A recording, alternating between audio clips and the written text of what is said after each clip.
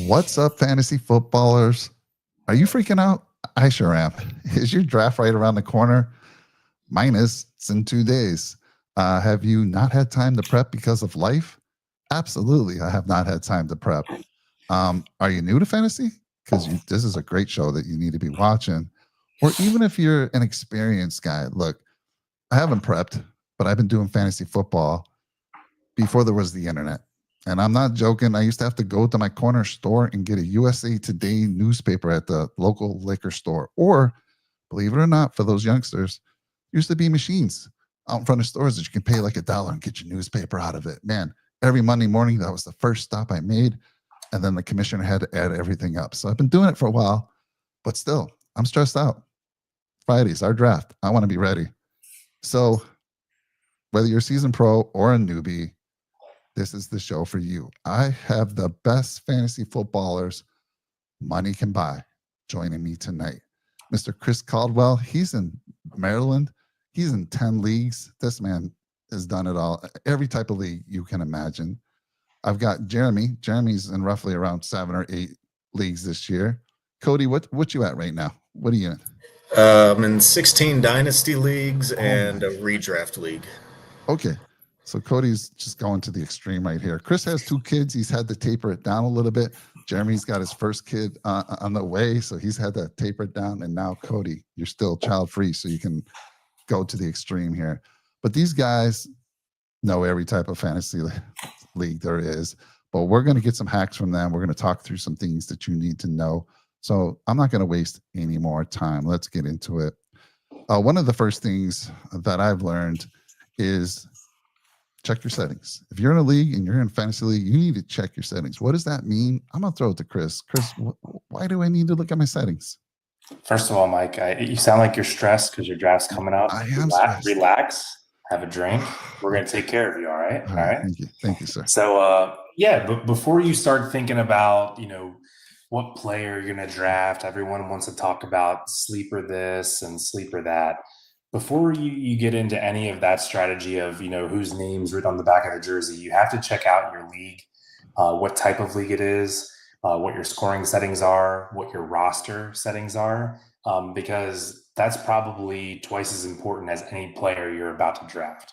So understanding, how many quarterbacks you start, how many flex positions, do you get points per reception or not? This will drastically alter where the players will go in the league. So, for example, I think a very typical, I'll call it like a standard league would be 1 QB, 2 running backs, 2 wide receivers, 1 flex, 1 tight end, a kicker, and a defense. With this being the case, quarterbacks and tight ends are relatively more important than if you were to have a league that has an extra wide receiver starting spot, an extra flex or 2 starting spot. Then your skill positions like running back and wide receiver become more important because you are allowed to start more of them.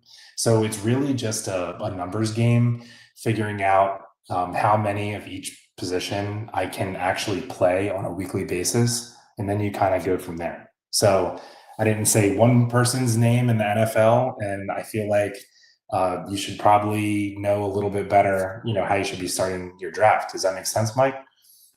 Yeah, it makes total sense. Chris, I've been burned before because of this thing called PPR, right? And I want to throw it to Jeremy to explain what that is. And, I know there's full point PPR, half point PPR, and no PPR, which I hate, by the way. But what is PPR and how does it change my draft strategy, Jeremy?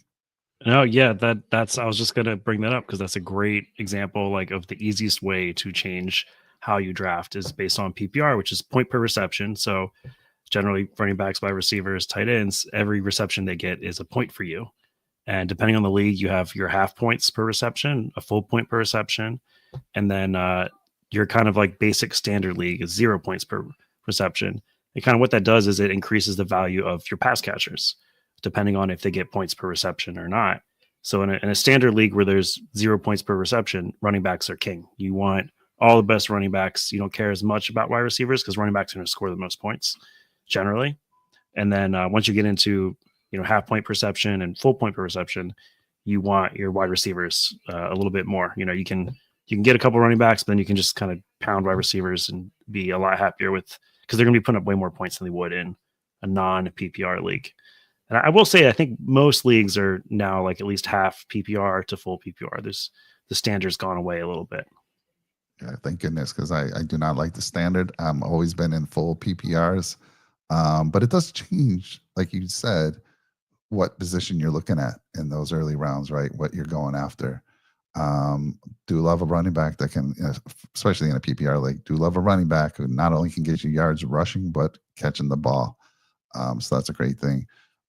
Cody, look, man, my league, well, first of all, I'm going to wait for that question, but in my league a few years ago, and you always hear this from friends, and I think all of you have probably experienced this, somebody who didn't make the draft and had auto drafted won the league, won the freaking league. So should I just auto draft, Cody?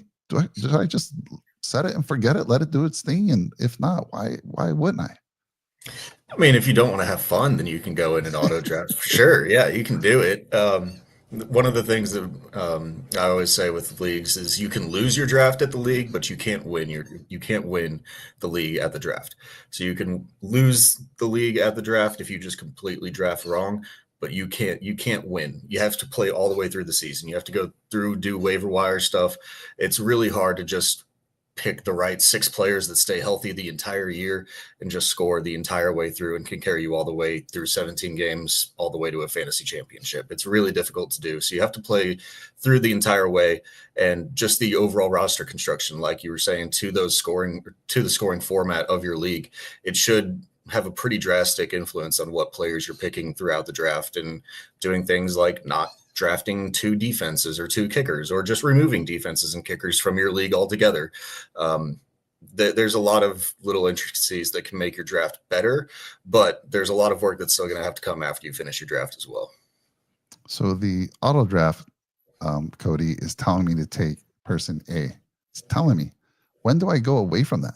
Because let me just step back a little bit. A lot of these leagues now, based on your scoring system, the app has already set, like, based on your scoring system, who you should take, right? It's typically how most of the ones I've been in. And when it's my turn, they're telling me I got to take player A. Do I need to take player A? Should I take player A? Or when should I pivot from what it's telling me to do? I think you can pivot at any point. Obviously, there's going to be, you can either sort it, probably depending on what format you're playing on. You can sort it by the ADP of that format. You can sort it by the projected scoring of that format, and that will probably drive what the system is going to tell you to pick. But it may not be. If you already have 2 running backs, you don't have a wide receiver yet, and it's telling you to pick another running back, well, then you might want to pivot off and go to another start drafting a wide receiver, or start drafting one of those onesie positions of either quarterback or tight end. So the ADP or the suggested or the top of the board, whatever you're looking at that point, you can easily pivot away from that at any point. And even once you get into those later rounds, it's even more important to do that, I think, because the formats and the platforms vary so drastically. I mean, you can go down, and I would probably pick a player that's like a full round lower in that system's board that I would rather pick than the guy who's currently at the top of the queue. Chris, any additional thoughts on that? Yeah, I was just going to say, I like what Cody said about, you kind of want to be fluid, like be as close to water as you can during these drafts. Like he gave an example. If you have 2 wide receivers, you probably your next pick should almost always be a running back, QB, or tight end. If you overload yourself too much at the beginning of the draft at one position, and then say round 9, the best 3 players on the board by far are all wide receiver, and you already have 5 of them, you're in a pickle, right? And you don't want to be in that situation. So my personal strategy is I like to stay pretty balanced throughout my draft, especially at the beginning, because then when managers start making mistakes, players start slipping, I can be completely fluid in who I have the ability to take. If I take 3 running backs out of my first 4 picks, and my next pick, the best player is this running back that just keeps slipping, I can't take him, right? Because I have to fill out my roster. So I really think keeping that in mind. And, I'd say like for someone who's brand new at fantasy football, just say, don't pick the same position twice in a row. It's that simple, right? At least for the start of the draft. You can never really put yourself in a terrible situation if you just follow that. Yeah, that's great advice. There's always that person that just starts to, they want to take all the receivers, like receiver, receiver, receiver. And I think His name's Jeremy. Is that Jeremy? I think the thought Me, process it's, there it's is for sure me. That's I'm what I gonna do. It's honestly a strategy this year. Okay. I think it's a great strategy. Just Okay. I'll throw it out here real quick. I'm generally, Chris knows, I'm a wide receiver guy. Go early, go hard. This year, I'm actually doing a little bit of the opposite, and I'm calling it like a early mid round wide receiver, like just slam wide receiver. Because this year, just rounds like 4 through 8 to 4 to 9 in like a one quarterback league, the wide receivers are so good there that I just like rounds 1 through 3, I'll go like a running back, quarterback, tight end, and like trying to get these onesie positions really well done, or sometimes 2 running backs and one of the other guys. And then rounds like 4 to 8, 4 to 9, I will just do 4 to 5 wide receivers in a row because they're all so good. And that's a part of the draft where sometimes you'll see these breakout wide receivers that'll end up being like a top 10, top 20 wideout. So that's this year, that's kind of been my like go-to, I would say, like main strategy is something along those lines. But Chris is right. You don't want to go too crazy with it, especially at the start of the draft. Because if you are doing one same position, like, the first 3 rounds in a row, it can kind of like you're losing out at other spots. But in this instance, this year, that's been what I've done. I've been pretty happy with the couple drafts I've done so far. Are you doing that just, are you looking to trade with those guys? Like, obviously, you'll have talent that other folks are in need of. Are you doing it because, or just to have all that depth and that diversity? Never, I'll stop you there, Mike. Never draft to trade in redraft. There you go. That can bite you, and it's bit me so many times where I take like a good QB or a good tight end, like the onesie positions, and then someone keeps slipping, and I'm like, okay, here we go. TJ Hawkinson's my tight end too, and I'll trade him. Don't worry, and it never happens. So do not draft to trade. Rule number 1. I don't, but I see a lot of people that do, and it's like, dang it, why is this guy taking all these receivers? What the heck's wrong with you? And later on, they're trying. It does go back to the check your settings because, like, certain leagues you can start 4 to 5 wide receivers. In other leagues, you're only starting 3 wide receivers. So maybe like rounds 4 through 7, and pardon my dog, you hear some other dogs going on. Rounds like 4 through 7, you're taking your 3 wideouts right there, and you're set. And maybe you're taking a 4th one. But the reason I'm going like 4 to 8, 4 to 9 there is I'm basically hoping like 1 or 2 of those guys are going to like way outplay their average draft position, and their value is actually going to be like a 2nd or 3rd round value because all the ones in that kind of in that tier, I guess, in that like rounds 4 through 8, a lot of them have this like breakout ability where they could be huge stars this year. Love that. Cody, do I need to worry about bye weeks when I'm drafting, or should I just be taking the best players on the board and kind of worry about that later on in the late rounds? What's your thoughts on the bye weeks where all of a sudden you find yourself in a situation where you got 3 or 4 starters on the same bye week? What's your thoughts there?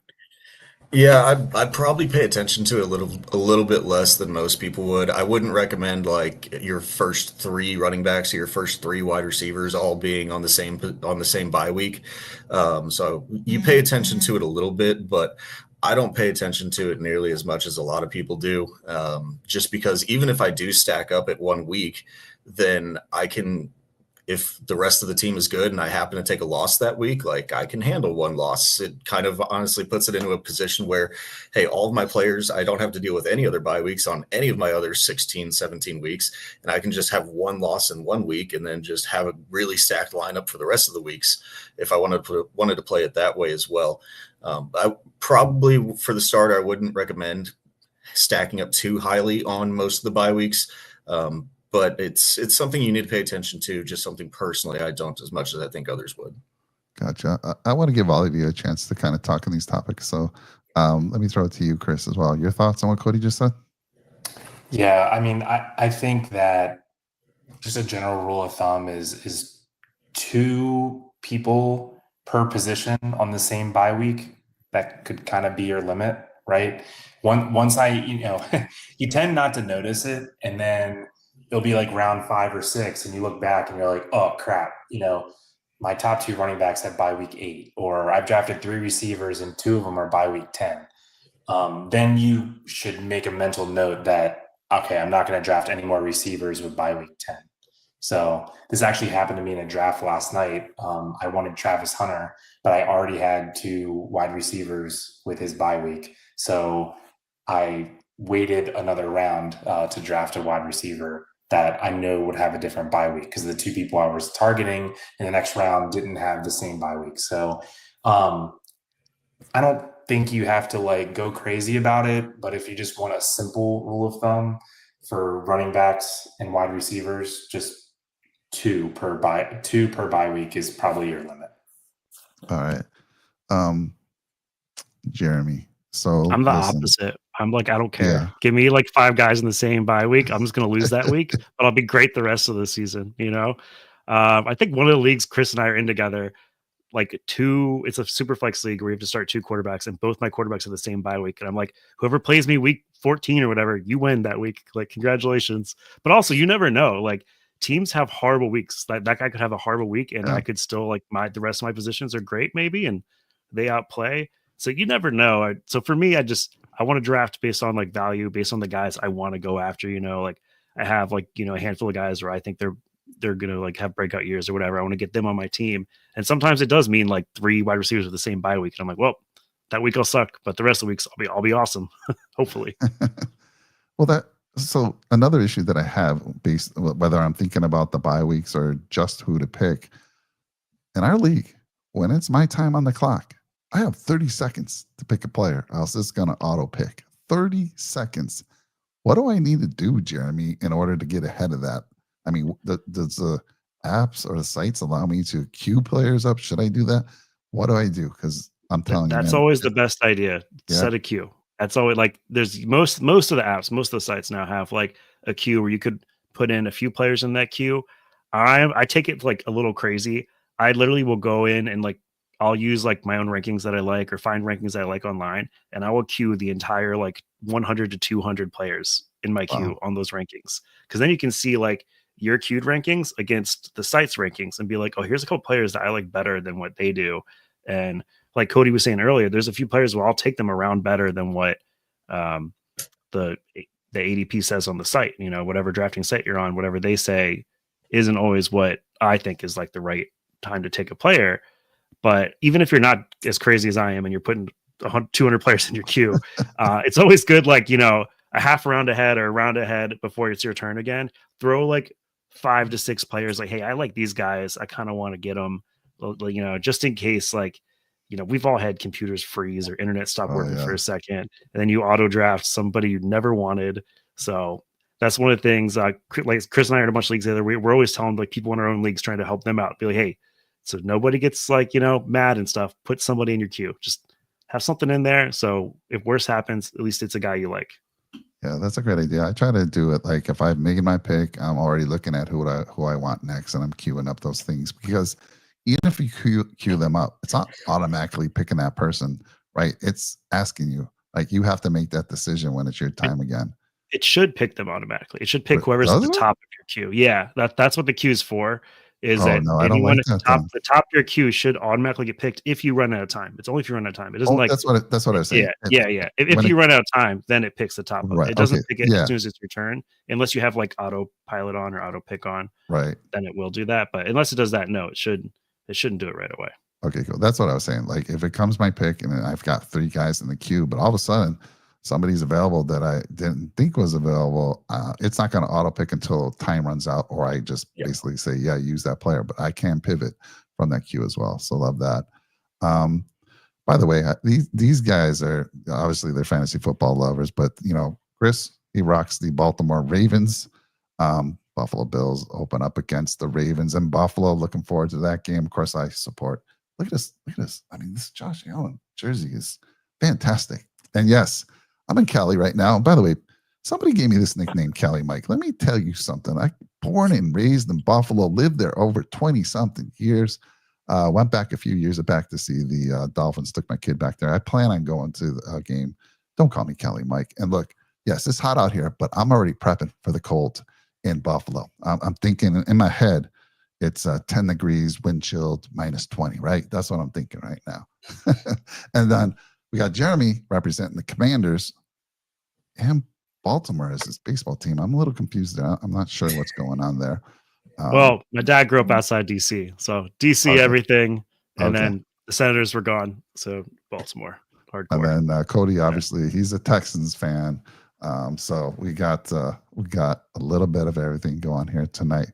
So we all love our teams. This leads me to my next question. My Buffalo Bills are really good. I've got some damn good players on my Buffalo Bills.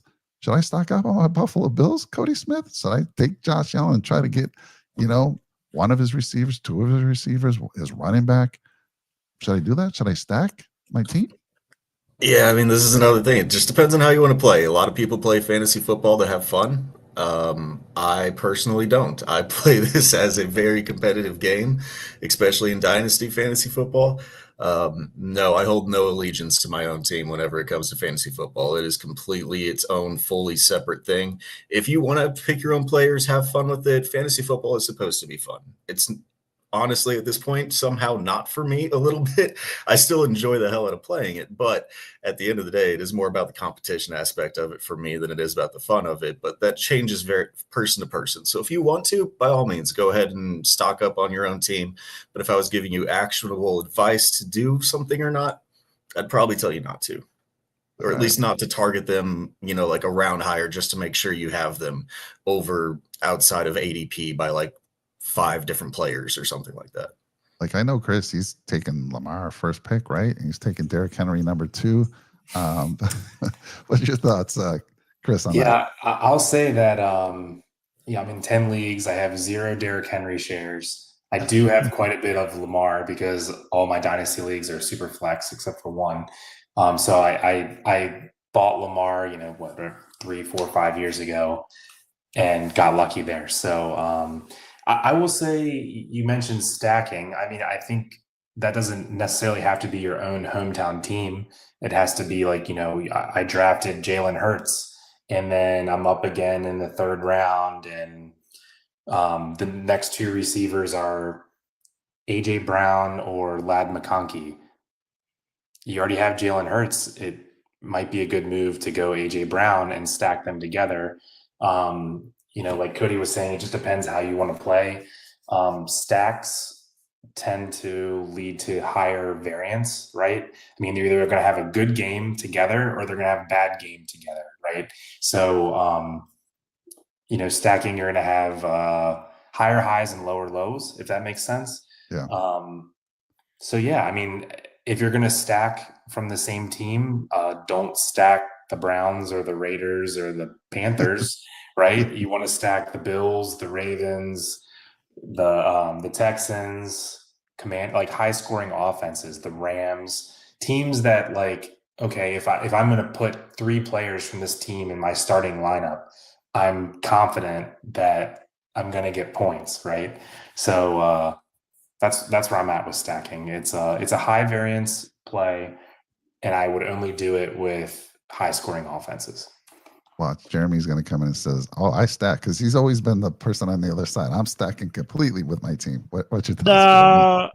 I do. I am on the side of like, we all play this game to have fun. It's your money you're throwing out there. If you want to draft all the Commanders, go for it. Like, it's we're here to have a good time. We're here to have fun. It's all good.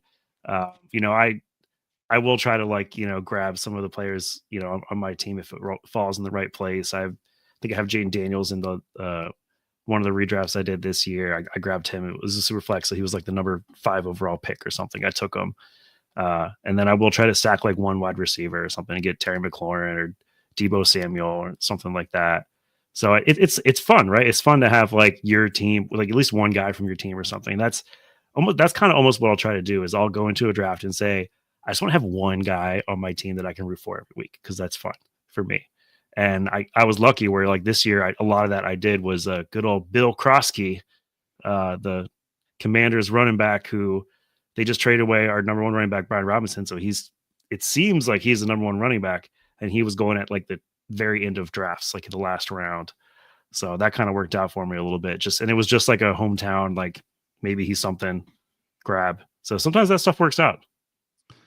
Yeah, I mean, if I've taken a quarterback and I expect that, and I see my starting quarterback, I expect them to do well.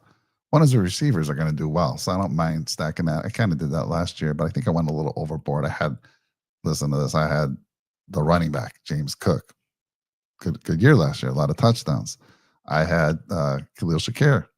I had Dalton Kincaid. I had like all the offensive guys, but the Bills spread out the ball a little bit too much, so I went overboard. I did make it to the finals, lost in the finals because of that. Because that week, like you said, Chris, super highs, super lows, and then that last final game, it was a super low game, and all those guys didn't do well, and I lost. And I like to have fun, Cody, but I like to win. There's a lot of pride on the line, and let's be real, we're all playing mostly money leagues. A lot of people, who's not? And there's another incentive. I want to win. It's right around Christmas time. I want that money. Get some extra presents for the fam, right? All right. So listen, there's this thing I just found out about. Like somebody tricked me as well. In redrafts, most redraft leagues, the standard. I don't say standard because Jeremy was saying standard with no PPR. I'm not saying that, but what I am saying is, each week when you have your pickups, right? When you're able to make your moves. And usually most of these leagues will say, all right, whoever's in last place gets to pick first. Hate that, by the way. Hate that. Somebody did something about it a couple years ago. And like, hey guys, you ever heard of FAB? What the heck is FAB? Free agency acquisition budget. I don't know. A lot of leagues are using it now. And I think you guys would agree that's probably the best way, or it's a better way of doing it. Cody, can you explain a little bit more about what free agency acquisition budget is? It's a long word, FAB. Yes, definitely shorter whenever you just use FAB. So that's what if you hear it out there, that's exactly what we will use, and we will never refer to it by the other name again. But yes, you basically have a budget that you have for the entirety of the year that you can use on waivers. So whenever you're putting in your waiver wire order for that week, instead of just selecting one player to add, one player to drop, you also get to add a number that correlates to how many dollars you want to spend on that free agent or that FAB claim for that individual player, and then the additional drop that you have to make to replace the player on your roster for. And typically the standard ones that I play in are either $100, $200, or $1,000 of FAB that you have for the entirety of the year. And so you have to spread that money out over the course of 17 weeks, however long you think you're going to be in it. And it adds a lot more complexity to the waiver wire each and every week, because you have to figure, you can figure out how much dollars does everybody else have it in the league left. If they only have like $10 a piece, there's no reason for me to blow $30 of FAB for a player on an individual budget. So you have to be smart about it. I'm one that I am pretty stingy with my FAB. If there's a really big player that pops real early, like a couple of years ago, a Puka Nacua starts to arise, then you can dump a lot into that because you're projecting that to go forward for the rest of the year. But I'm fairly stingy with mine, and I will try to get those guys late in the season whenever injuries start to accumulate. That's when I really try to, especially at like running backs is the big one for me. Whenever the starting running back goes down, spending a decent little chunk of budget, like a 15% of your budget on a certain backup running back that looks to have the job for the rest of the year, however much that has to be. But there's a lot of individual complexities that go into it whenever you're looking at how much FAB does everybody else have, how much of my budget do I have left, how much do I need to put on this player to see if I can actually get them. Yeah, that's one mistake I made a couple seasons ago, Chris. I had the same situation. Starting running back goes down, and his backup, forget who it was, he's gonna do it almost as well as that starter was. He's gonna get all the carries. I blew my budget. I didn't know. I'm like, I need this guy, and I know 15% would have got it done, Cody, because there was people out there willing to spend a lot of money. So I don't know how to judge that, but I blew my budget early. It did work out. I got him, and he turned out to be playing for a substantial amount of time. But man, there was times later in the season, I'm like, oh God, I have to wait now. I'm out of money. I have to wait till the end. Everyone's picked, and then I might get a player or two that I want. Chris, your thoughts on the FAB budget? Yeah, I think I'm going to align pretty closely with Cody here. And I like that Jeremy's next because him and I are polar opposite on this subject. Of course. Like we always are, usually for good reasons, right? But I tend to be pretty stingy on fab early in the year unless I have like a lot of conviction.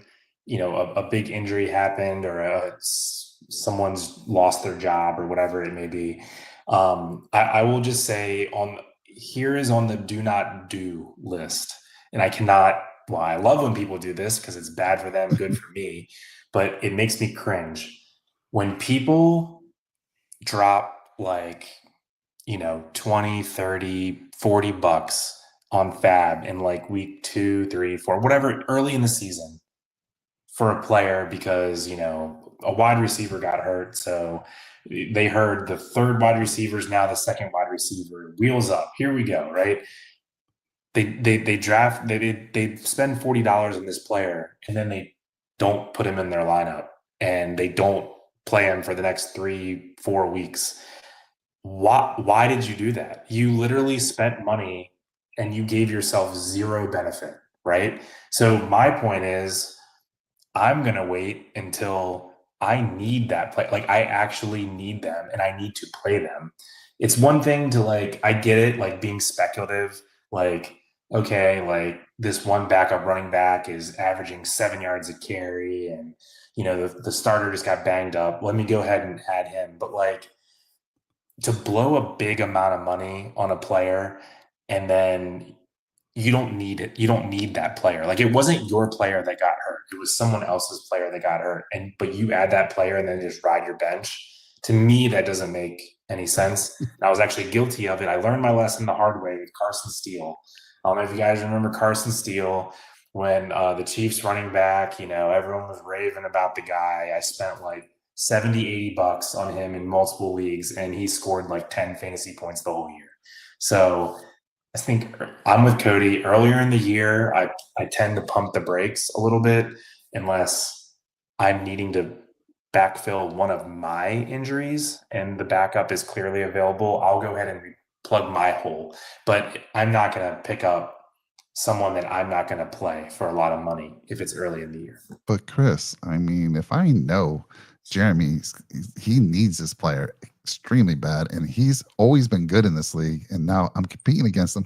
Aren't I stealing it from him? No, play your own team, not someone else's. Okay, all right, love that. Jeremy, let me throw it to you on your the way you manage. And by the way, you guys are talking money, right? This fab, I don't know, maybe there are some leagues that actually use real money, but no, this is fake money you're given. You're given a X amount. Like I think in the league I was on, it was $200. So obviously every week it was like, a couple dollars, but it's still a percentage, right? Whether you're given 1,000, 2,000, it's fake money. It's not real, but it's your budget to work with. Jeremy, how you managing that budget? Yeah, I'll say usually it's like 100 to 200, and I would say majority of leagues I'm in it's like $100. So when we talk about numbers, we're usually saying like based on $100 max. Mike, I would do what you did. If my running back got hurt and I knew his backup was the guy. He's not like if there's two other guys there, who knows? He's going to be the guy, and he's on the waiver wire. Blow your whole budget, go for it, man, because you need that to save your season. If you don't get that guy, you're done. That's your starting running back out. Yeah. So that's in the case where I think like throw the whole budget out there. And the other time, Chris is right. I will throw my money around when I think it's right. And the other time I love to throw my fab around early in the season is when we see, like Cody was saying, a Puka breakout.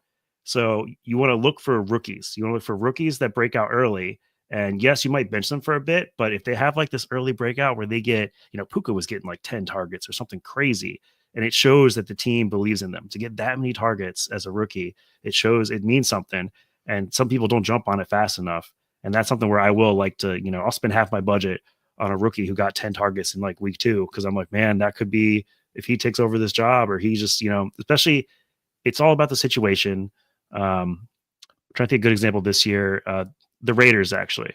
So the Raiders, Brock Bowers is wide receiver 1 for the Raiders. Let's be honest. But Jacoby Myers just asked for a trade. We don't know what's going on there. Amari Cooper is risen from the dead and a zombie. Like he's not going to do much. So we're looking at like Jack Besh, Deontay Thornton, and Trey Tucker. And most of those guys probably not getting drafted in your redraft league.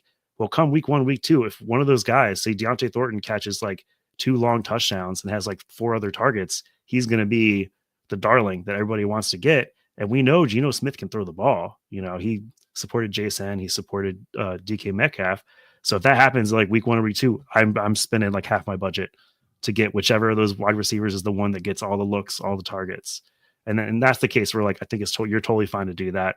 But Chris and Cody are right. You don't want to just throw it all away on a guy you're not going to start.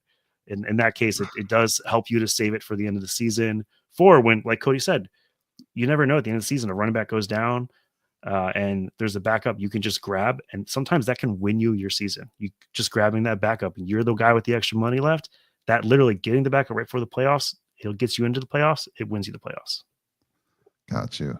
And so just to recap, great idea. I took the notes there. Don't go after a player I'm not going to use, right? Don't keep it away from Cody or Jeremy or Chris. Don't be mean like that.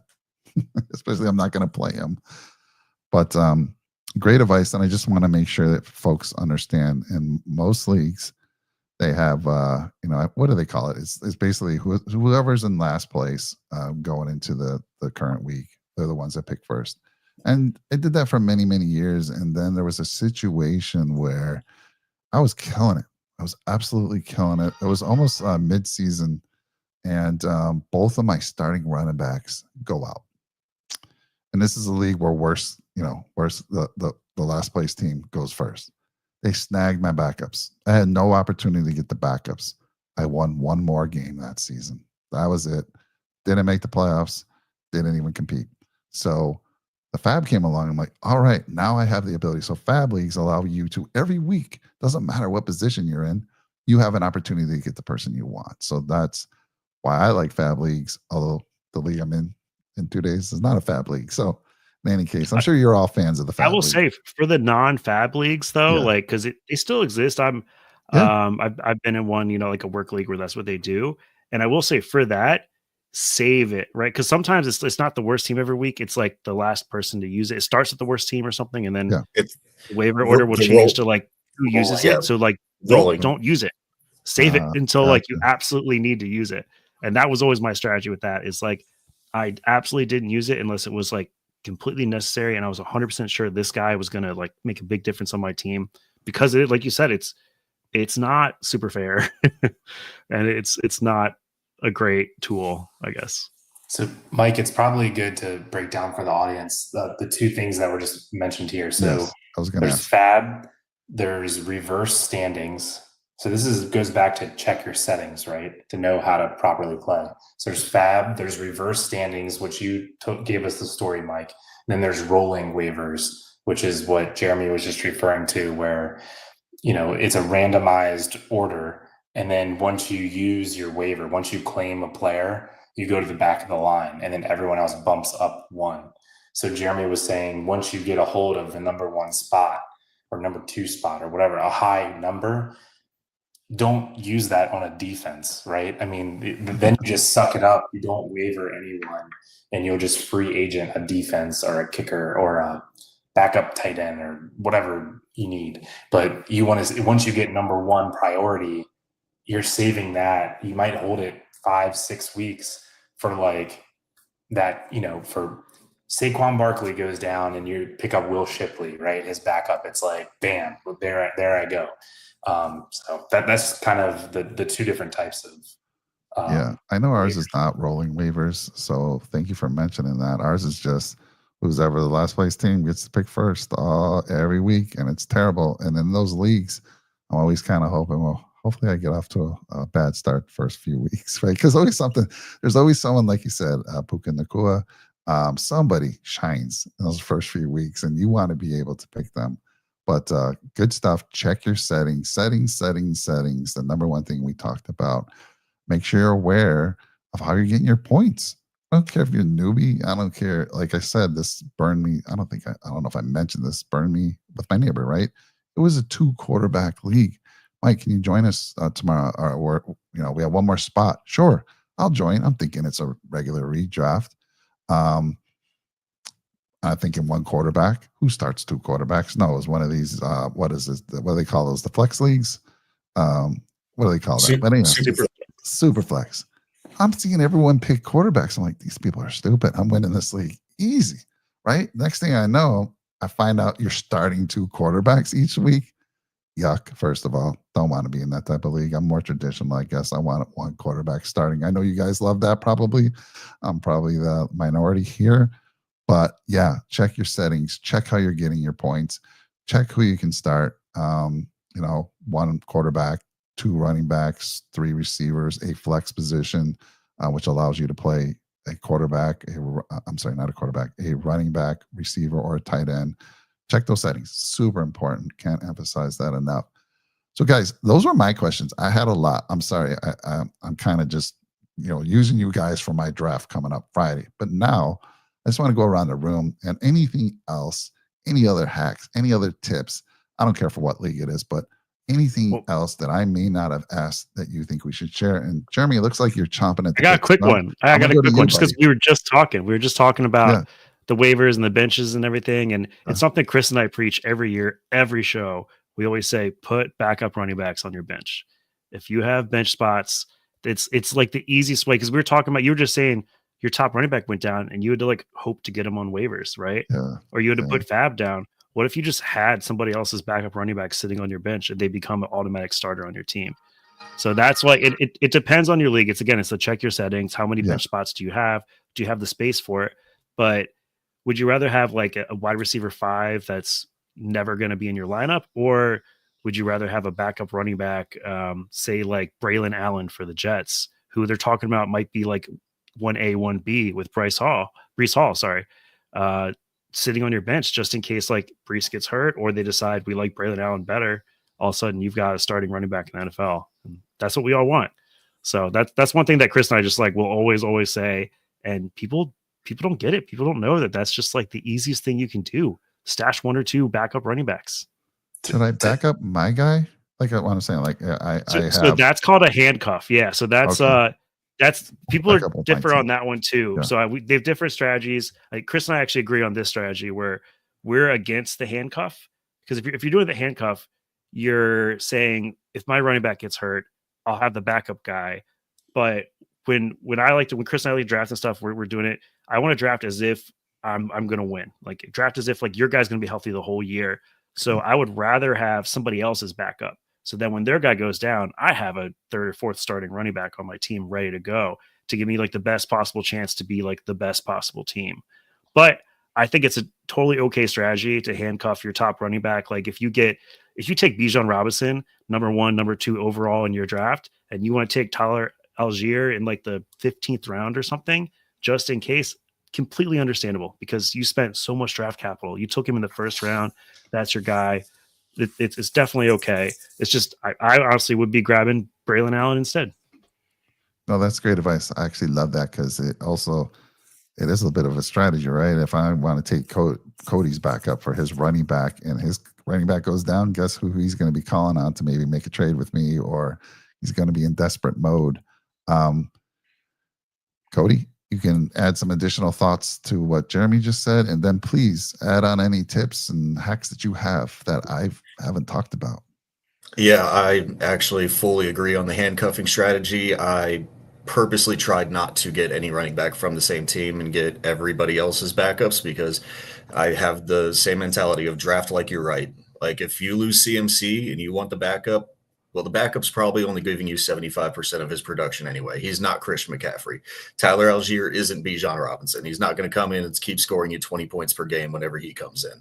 So it just makes your team like 20% worse, where my team, if I get somebody else's backup, could be 50% better if I don't have that injury. And it's just hard to win whenever you're playing if it's a 12-team league, you have an 8% chance of winning anyway.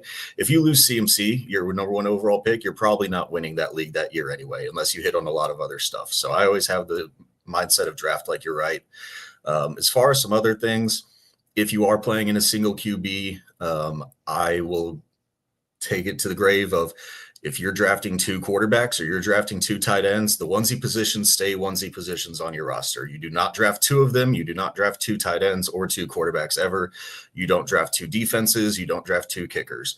And if you can, you don't draft a kicker in your draft. You wait till the day before the season starts, and then you pick up your kicker just in case anything else happens before the season starts.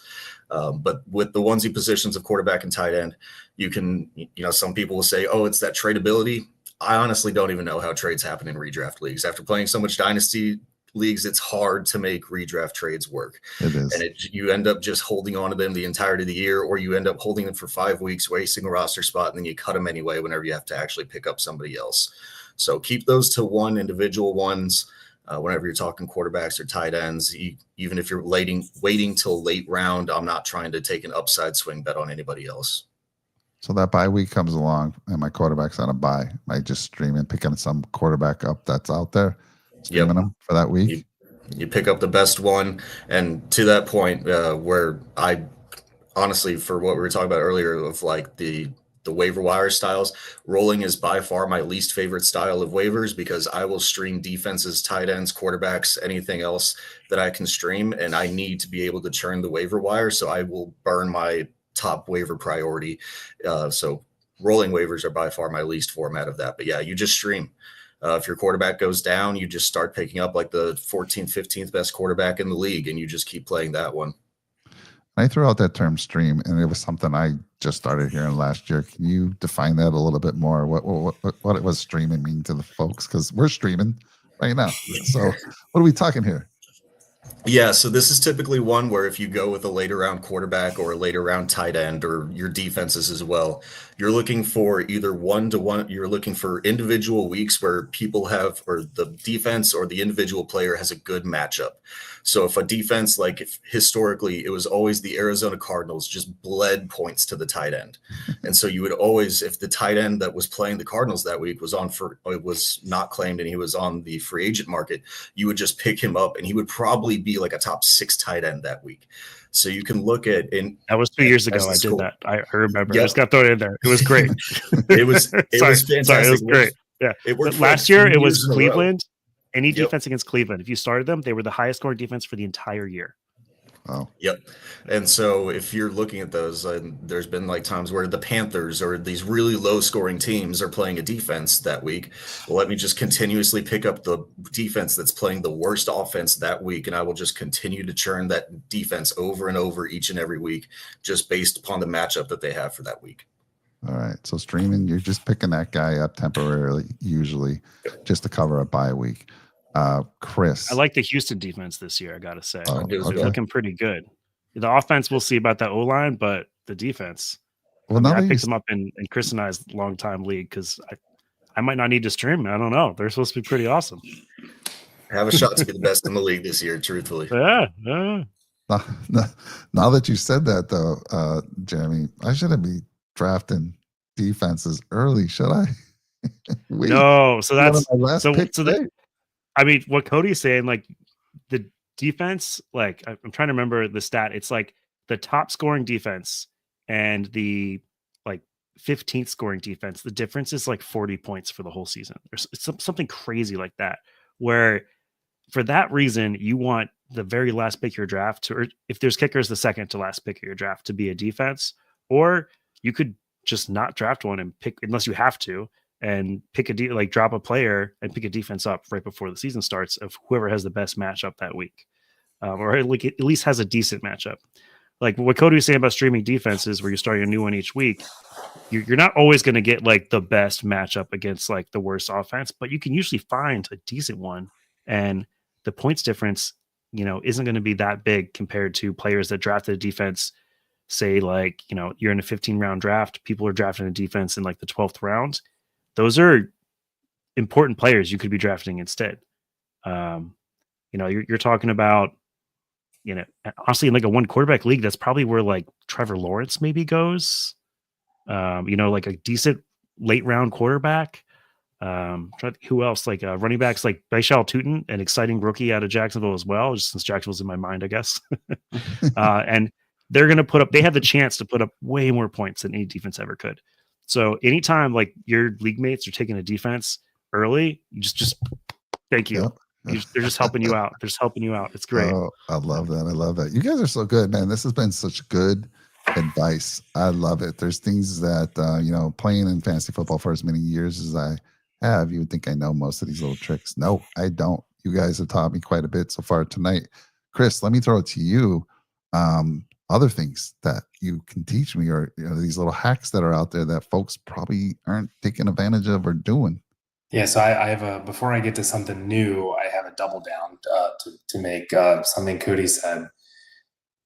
People that draft two quarterbacks and two tight ends, just stop. I mean, it is so bad for your chances to win that people have no idea. People play so scared. They're so petrified of the bye week. I need to have someone for the bye week. Having Tua on your bench for Josh Allen's bye does nothing for you ever. Because Of even course when it not. is his bye Terrible. and you plug Tua in, does he even have a good matchup that week? Is he even healthy still? There's probably someone better on the waiver wire. All of these things are true. You just clogged a roster spot. You have to learn how to properly use your bench. People on your bench should be one injury away from everyone saying collectively, oh my God, where's so and so? How can I pick up so and so? It should never be, Brenton Strange at tight end, or no offense, Mike, but Dalton Kincaid or someone like that. These are very replaceable assets. You need someone who is on the verge of just rocket ship, right? So, yeah, I will say the only time I take two quarterbacks or two tight ends is if I'm in like total punt mode on that position. And I did it this year. I didn't draft a quarterback until Drake May, and he's my starter. Now, my level of confidence that he's going to be, a top 10 QB is 60%, right? So I also took Justin Fields because I feel that between them, I'm going to know in like 2 or 3 weeks, right? I think between them, one of them is going to have a better trajectory. And then I get rid of the other one by like week 4 or 5. And then I pick up my high upside running back. Same can go for tight ends. You just completely punted tight end, right? And then you don't draft a tight end until let's say you didn't draft till Tyler Warren, right? And you're like, okay, I want Tyler Warren, but I also want Njoku or Kyle Pitts or someone. I understand if you like completely miss on like the first like 10 to 12, you might take two, but you need to get off of that two relatively quickly. Pick your pony, right? And then add the running back, add the rookie receiver, add the league winner to your bench. Do like people that have like Tua or Sam Darnold, Hunter Henry, Zach Ertz on their bench, like give me your money because you are not winning. That's what I'd like to say. One QB and one tight end only, please. Love it. Love it. So I do want to say, I always forget to ask people, like, if you're getting anything out of this and you enjoyed, what we're bringing to you tonight, please smash that like button, drop a nickel on the subscribe button. It's absolutely free. Just joking, but drop something on that subscribe button for us. We're growing and it really helps the channel, and share it with friends. And we are obviously we're Nickel City, which is Buffalo, a little nickname for Buffalo for those that don't know. But we have a Discord. And if you want to talk and get questions answered about fantasy football, the link is in the description of this show. Just click it. Discord's on your phone, Discord's on your desktop. Get in there, go to the fantasy football thread. We have a ton of threads. We have Bills fans, we have Chiefs fans. We haven't started a Ravens fans because Chris doesn't jump in there enough. But we have all kinds of sports that we talk about. But fantasy football is there. It is time. You go in there, you ask your questions. One of these three may answer, I may answer, or we have a lot of folks that play fantasy football, but these three will chime in and try to help you out. So join the Discord, absolutely free, and you're missing out if you don't. So I have a couple additional questions that came to my mind, but I want to make sure that all of you guys had an opportunity to talk about anything else that you feel is important. We've been mostly focusing on redraft. So if there's other things that I need to take note for my Friday draft, please share, and then I'll ask my additional questions. And by the way, real quick, for those out in the chat, not meaning to ignore you, hello to everybody that stopped out there. If we're going to finish this part, general stuff, in a little bit, and if you're out there and you want some questions answered, you have some questions for the guys, we'll answer those. But that's why we're not We're trying to keep this general right now, and then we'll jump over to the chat. So anything else we missed, guys, before I have a couple additional questions for you? I'll throw a couple quick strategies I've been on this year. One is when it comes to tight ends, and it's real funny. Chris just said like I would drop Brandon Strange for somebody. So like in the league that we're both in, I had Brandon Strange as my second tight end. So I just dropped him and picked up Torrey Horton for Seattle. And I saw him look at his phone and be like, Jeremy just did that. Just to mess with them. I was like, because again, tight end doesn't matter in a one tight end league that's not extra points or anything. Like it doesn't matter that much. But no, when it comes to tight ends this year, if you're doing a draft, I kind of feel like there's the top three guys. You got Brock Bowers, you got Trey McBride, and George Kittle. And then after that, I don't really want anyone for a long time. And I'm going to wait and just see which of the kind of tight ends fall, because I don't think Sam Laporta, he's got a lot of competition for targets and stuff. He had like that one crazy season, but he hasn't been like insane. And he's kind of the only one I would even put close to there. Then everybody else is kind of in one giant block of tight ends.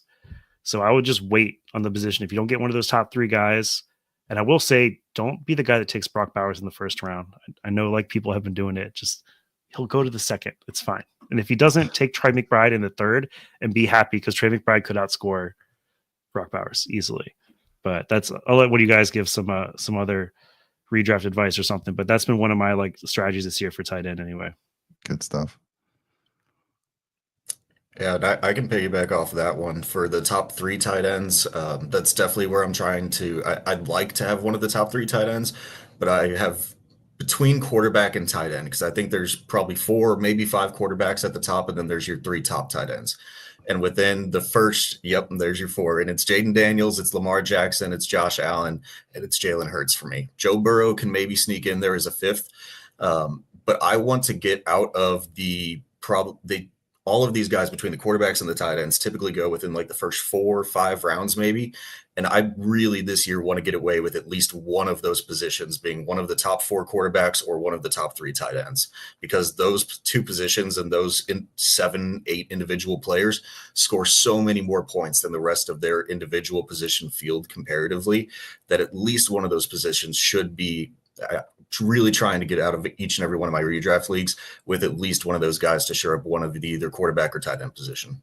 So everything both you and Jeremy are saying is one of the questions I had queued up here, right? So, and I'm going to go through full PPR, half PPR, and non-PPR, right? If I'm in a full PPR, what position am I drafting first? And when do I pivot away from that position?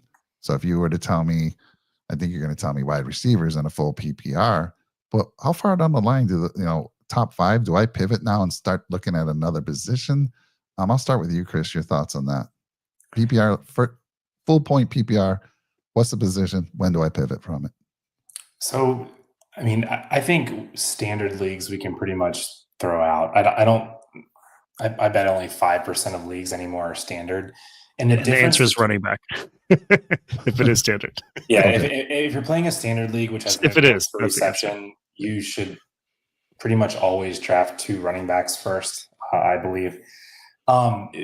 When you're differentiating between a half point and full point, I'm not sure it changes the first pick you make too much. I mean, yeah, you probably slide the receivers. I think Chase is the number 1 pick overall, pretty much no matter what.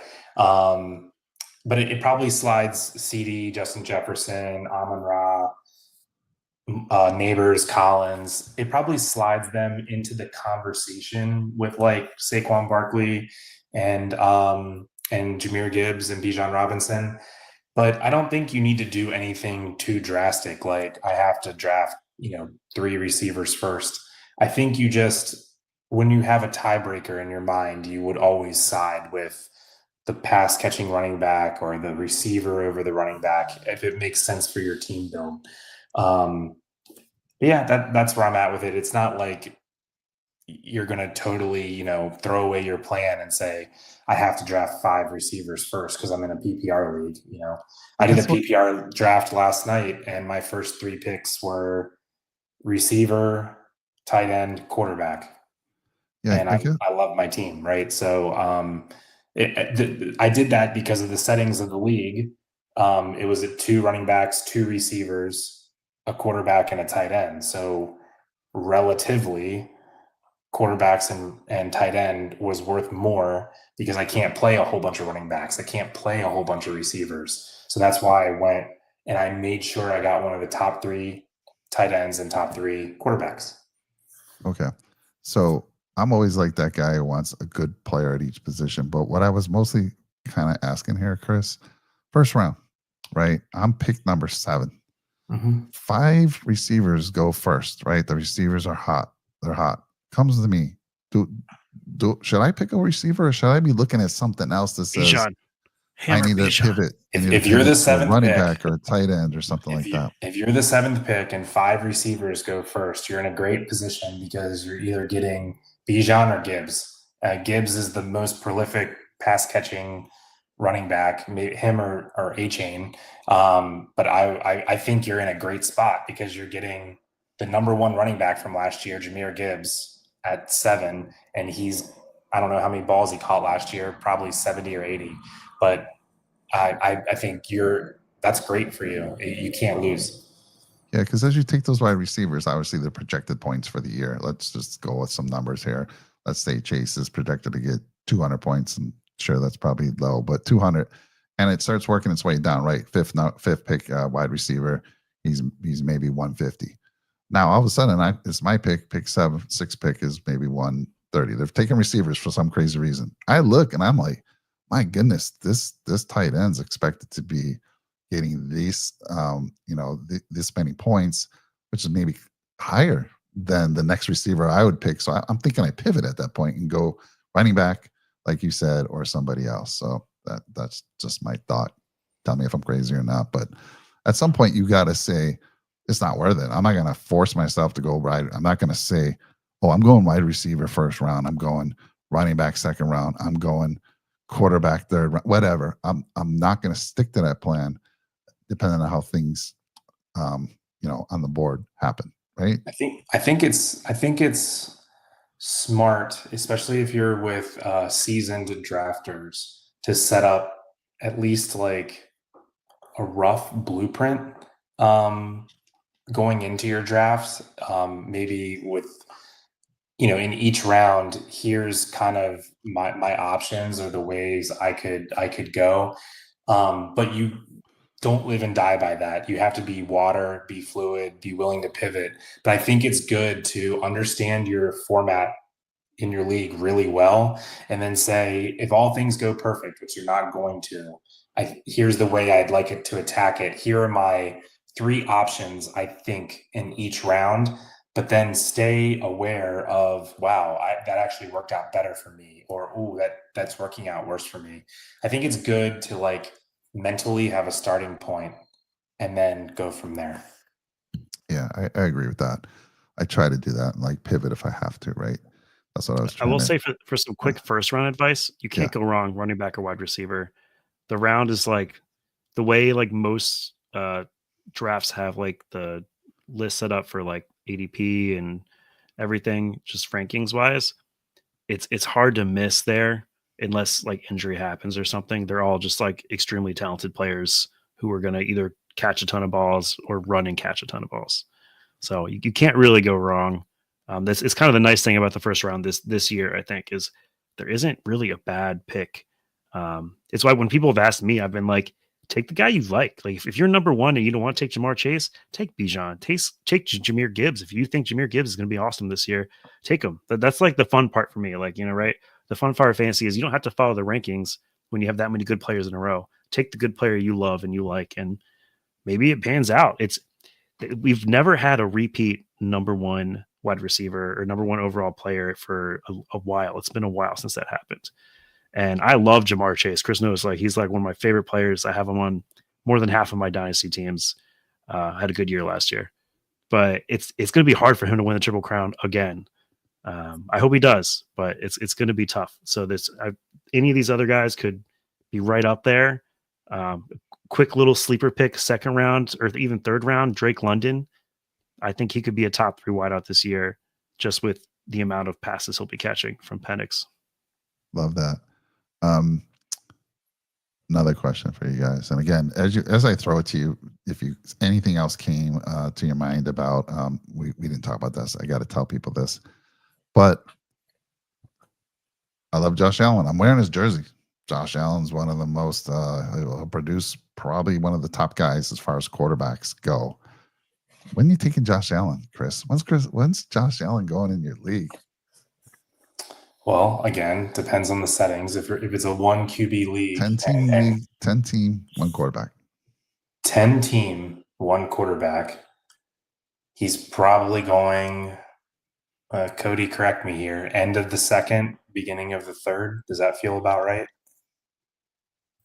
I think so. Just pulling it up right now to see where our quarterback. I would one say is going. third round, but if Mike's in the league, second round. Yeah, Which is okay. Draft the Right. guys you want. I think, like you were saying, even in a 12-team league and whatever league, Josh Allen in the second round, is that a reach? Yes. If you're a Bills fan and you love Josh Allen, can he score the amount of points to equal somebody else who would have taken there? Also, yes. He's extremely good. He's going to fall in the end zone a bunch of times this year. Like, so that's where, like, I think reaching a little bit is all right. And you can still come back. Like, if you would have gotten him in the third round, the player you got in the third round, it's not going to be that much different from the player you would have gotten in the second round. Yeah, so we're at the point in the show where we're going to take some questions if they pop in, and then we'll continue to talk about other things. But we do have a question on the board. Cruz Garcia, thanks for joining us tonight. Please smash that like button for us. At the very least, we're going to answer this question for you. 10-team, 1/2 PPR, trade ideas to upgrade quarterback. Quarterback Purdy, running back Hampton, Kamara, wide receiver CD Thomas, tight end Kittle, 2 flex, Rice and DG and more. There's a lot of stuff here. I'm going to let the experts talk about this and break it down a little bit. I'll just start with Rice isn't your flex anymore. He's suspended for 6 games. Until week 7. Yeah. So week 7, he will be. Travis Hunter or Olave flex. You're loaded at receiver, my guy. Like, really loaded. Upgrade QB. Honestly, don't upgrade QB. It's a one quarterback league. Purdy's schedule is amazing. The San Fran has a really good schedule. I would just ride with Purdy unless something happens. I love that you got Kittle on the team. I stick with Purdy. I think you did a great job building a great team. Like, just roll with it. So, yeah, I mean, your receivers are so loaded. If anything, I would use receiver to upgrade your running backs. I agree with Jeremy. I think Purdy's fine in a 1 QB league. Hampton's a bit of a wild card, so we don't really know how that's going to work out. I'd use some of your receiver depth to upgrade running back. I don't know. What do you think, Cody? Yeah, I mean, truthfully, like y'all were saying with Purdy, I think he's good enough, and he's probably in that flat range of quarterbacks that starts from like quarterback 7 to quarterback 12 and all the way probably down to like quarterback 20, even with just how flat quarterback is in these days right now. So if I was upgrading quarterback, I'd probably, again, want to get to like that top 5, get up to at least Burrow or higher. And it would have to be, I don't really like in 10-team with, this many starters, using any of my current starters. So if I'm doing anything, it's like throwing Purdy and Harvey, Purdy and Hunter, Purdy and Olave, and then trying to get up to Burrow or higher. But again, it's redraft, and does that trade get done? It probably doesn't for anybody else. So, I mean, you can go out and try to throw those out, but it's kind of end of the line if that doesn't work out for me. And cut Kyle Pitts and add a backup running back to your bench. Because if you just got here and missed the show, if you have one of the top 3 tight ends, do not roster a second tight end. There is 0 weeks you're starting Kyle Pitts over George Kittle. Yeah. And if George Kittle gets hurt, deal with it then. Get Kyle Pitts off your team. And it's not an attack on Kyle Pitts. Jeremy knows I have like 7 Kyle Pitts shares in Dynasty. So so bad. Yeah. It's just it doesn't matter who that guy was. You don't need 2 tight ends. Yeah, Cruz, don't worry about people clowning your QB. They can keep clowning him when he's throwing like 30 touchdowns to CMC all year long, and then another 20 to Kittle would make you happy. Like, seriously, the schedule is really good for San Fran.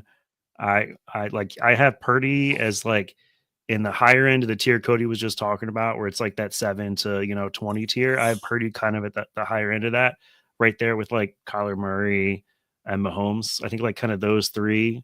Just because his schedule is so good, it's hard to go against him. I I like your strategy. It's kind of like the new late round QB strategy. Your team turned out great. I mean, Archie Harvey's on your bench.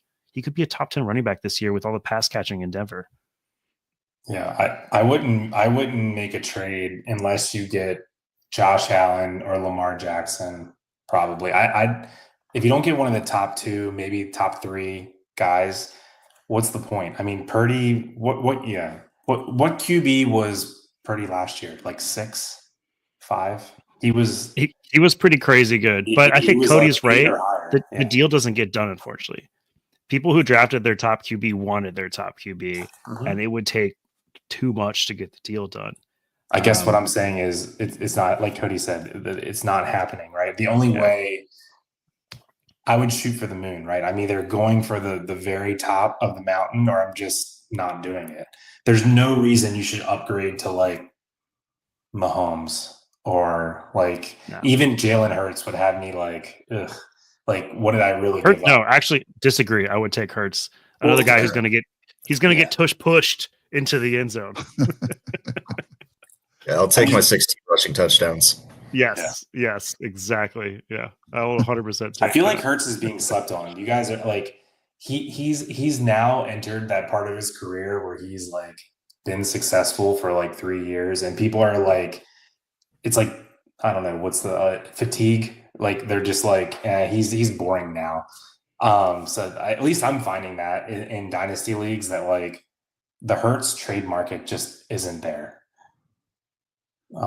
So yeah. So I do want to reiterate a little bit or clarify something. Redraft leagues, you can trade. So what the gentlemen are talking about, sometimes the trades are asking too much. That happens, right? Hey, you want this guy? You got to give me 3 of your stars. It's crazy. They don't work out that deal. But a lot of the leagues, like in mine, the league has to vote on it, and that's to prevent from people kind of collusion, right? Hey, I'm going to give you this guy. You're close to the winning. I'm going to put you over the edge. I'm going to take a little money out of the pot from you. So the league in our league, we have to vote on it. That trade has to be approved. So that makes it difficult as well because a lot of people are like, heck no, I'm not going to let Chris help Jeremy. No, he's right on, right behind me. Heck no, I'm vetoing that. Even though in real world, in the NFL, trade whoever the heck you want, but we know what happens in these leagues, right? People do help out people in some cases, especially Chris. You're out of it, and your team's terrible, right? Why not make a deal with Jeremy and say, Jeremy, I'll give you some good guys here, and give me my money back at least that I invested. That happens, unfortunately. So that's called collusion, and we don't approve it. We don't like it, but that's why, like you said, that's why a lot of leagues they have either a voting situation or hopefully you have a good commissioner. Chris and I are both commissioners of leagues. Cody, I'm sure you are as well with that many leagues you're in. So, and that's where like you have somebody who's hopefully a fair person who can say like, literally like we've had trades like this happen at least Chris and I are in, and we reach out to the players, be like, what's going on, man? Just tell me what's up, And I had a guy one time tell me like, I just want to quit the league at the end of the year. And I'm like, cool. We're not going to do this trade though, because someone else has to take your spot. Yeah. So like, it's just like, we're all here to play a fun game and have fun and win some gun money and stuff. And I think we can all understand that like certain trades shouldn't happen, and that's all right. Yeah, agree. So yeah. All right, guys, I've been keeping up pretty late. I want to get you're on the East Coast, most of you, today. Real quick. Still got some bourbon left to start. All right, cool. Last time around, for all of you, last minute advice. Chris, I'll start with you. Give me some, we've talked about a few, but just emphasize, or maybe you thought of something else. What should I do? My draft's around the corner. I'm panicking. What do I need to do? Are there any other resources? Should I just rely on my site to tell me who I should be picking, or is there other places I should be looking potentially? So I'll speak to kind of like the casual drafter, league with your coworkers or family or friends. I think in those types of leagues, rookies are generally underrepresented, and they have an upside, or maybe not an upside. They have the ability to outperform their ADP or outkick their coverage, whatever you want to call it, more so than a 5th or 6th year veteran we know who that person is, right? Like, I know who DJ Moore is. I'm well aware who DJ Moore is, right? He's a solid wide receiver too, you hope, right? Travis Hunter, rookie wide receiver, drafted number 2 overall. We have no clue. We know he's a generational football player. We don't quite know how good he is at receiver. I think that people are most football fans that just watch their team and that's kind of it. They might not know who Ted McMillan and Travis Hunter really are. They might have heard of them, but they don't really understand how high of a ceiling they could have. Like running backs like Travion Henderson. I bet a lot of casual fans don't even know who that is.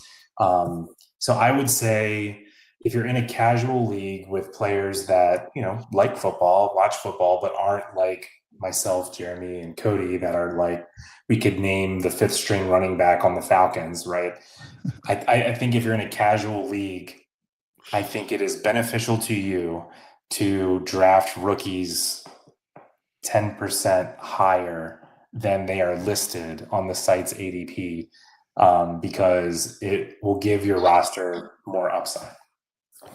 Gotcha. And then Cody, I'll throw it to you. And I know Cody has all these projections. He's done it for. Did you finish that up, Cody, or did the road trip take you off that? So it was finished, however, with all of the cuts and trades and free agent acquisitions that have happened over the last 2-3 weeks, it hasn't been updated and kept up to date with. But for most of your top end guys that are going to be your mainstays for the main redraft leagues, it's not going to change too much for them, thankfully. So I haven't updated stuff like Rashee Rice's suspension or anything like that yet, or any of the roster cuts, but that's way down the depth chart for most of those guys. So do have it there.